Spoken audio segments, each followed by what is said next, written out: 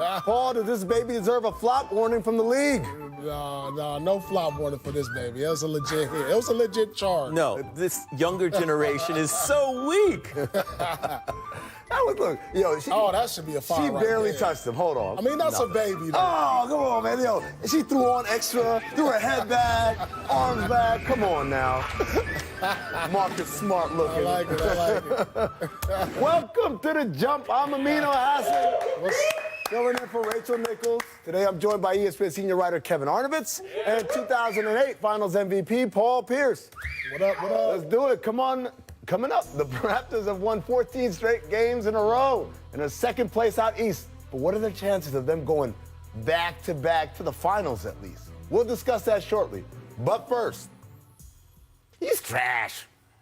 It's a refrain we've been guilty of uttering about a player more than once, right? All of us. I'm not innocent either. Of course, we aren't talking about in comparison to normal people like me or Arnovitz or your boy Sal, who's probably chilling on his couch watching this right now as he's going to town on some really cheesy nachos. No, the worst player on the worst NBA team is better at basketball than 99.9% of anyone you know.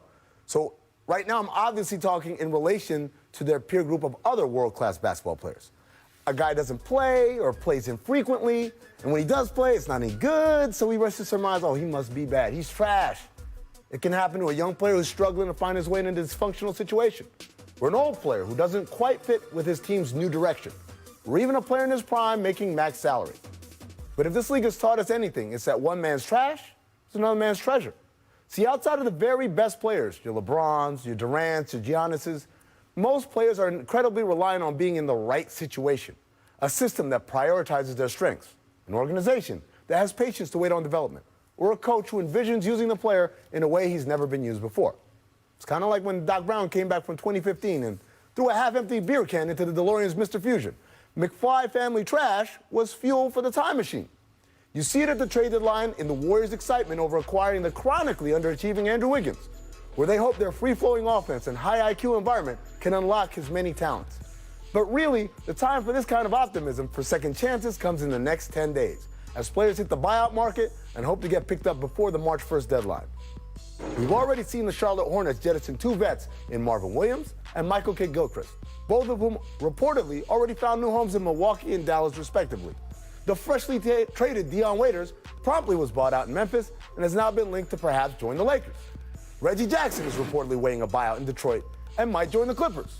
Mo Harkless, John Henson, Wayne Ellington, Tyler Johnson, these are all players who either have already or might join the ranks of buyouts who will be looking to join contenders after falling out of favor in their current situation.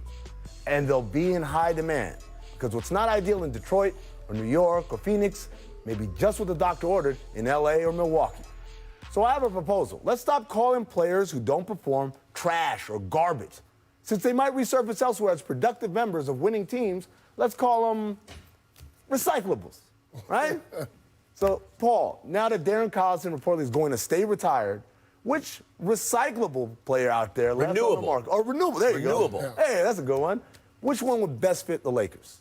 I'm not sure if there's a good fit out there for him. I mean, what do we say the Lakers need? They probably need more playmaking just to take pressure off LeBron. Now, Dion Waiters is out there, but how much of a playmaker is he? He's more of a scoring guard, similar in the ways he shoots, he drives, but not so much a playmaker. So I'm not sure there's a guy out there that can help the Lakers, truthfully. You got a name? Tyler Johnson, maybe. I mean, I'm kind of with Paul in the sense that it's ball handling 12 minutes a night. I mean, that's what we need. I mean, I guess I could go with Tyler Johnson. I mean, Reggie, it sounds like he might be leaning Clippers, but obviously that's another one. Again, a guy, though, who is kind of a scoring one more than a playmaking one. So let me give you guys a couple of names of players who were not on rosters this year, but could be in this category.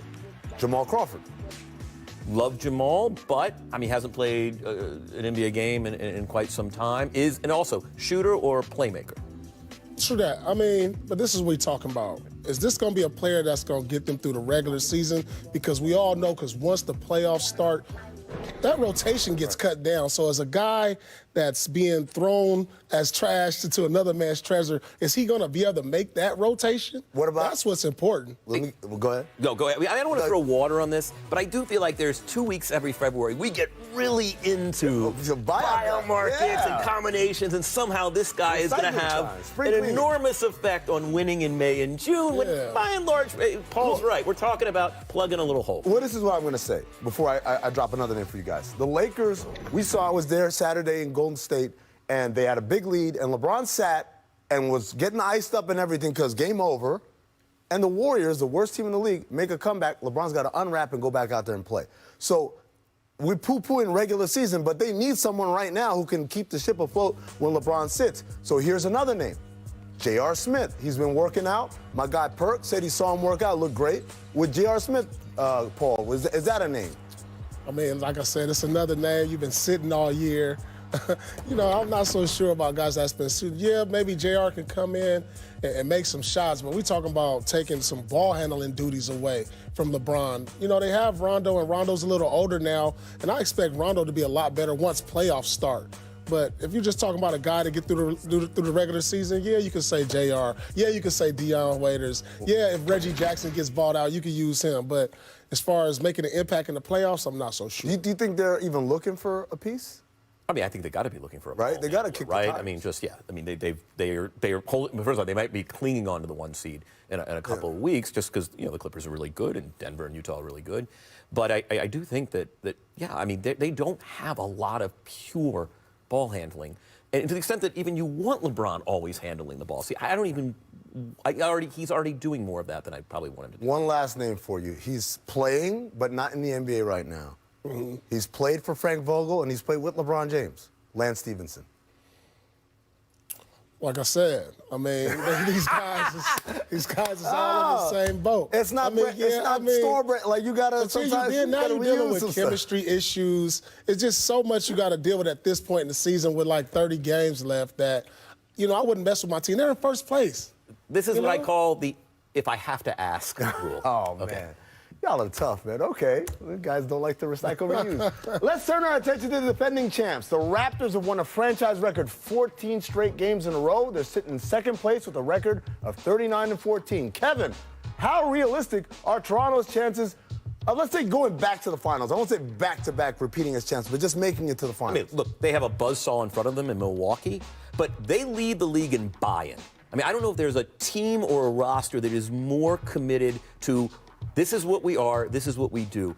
They are the most versatile, interesting defensive team we have seen since Paul's 08 or 07-08 Celtics in terms of what they do, how frequently they will change tact. And you and I were talking about it before the show. I mean, this is a team that will run zone, run man, run matchup zone, a boxing one. They treat every, and you said this, I mean, they treat every game, regular season game, like a playoff game. We need to respond to the specific needs of each team. Each game. Each game. So saying that, I want to put this in perspective for fans who may not know. Paul, typically when you're in a regular team, the defensive coverages for the regular season, do they change a lot, or are they basically the same and maybe you tweak here and there? Well, you got your defensive system. Right. And usually the top defensive teams, they stick with it, throughout the course of a season. And they're going to win with it or lose with it. You're going to be hard-headed with your defense, especially when you're a top-tier defense. Now, but then when you get to the playoffs, I mean, the thing is, you keep the system. This is what worked all year. If you're a top-notch defense, you're going to live and die by that, regardless. It's not, you don't panic when the playoff comes.